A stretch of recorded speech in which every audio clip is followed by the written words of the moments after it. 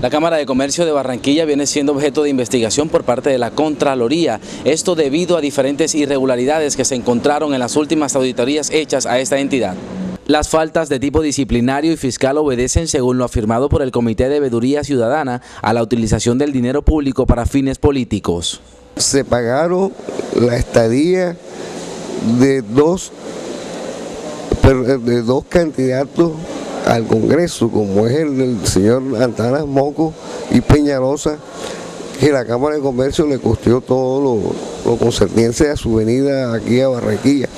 La auditoría realizada por la Contraloría en el periodo 2005 y 2006 arrojó otras anomalías. La Contraloría encontró 5 hallazgos, 3 con incidencia disciplinaria y 2 incidencia fiscal.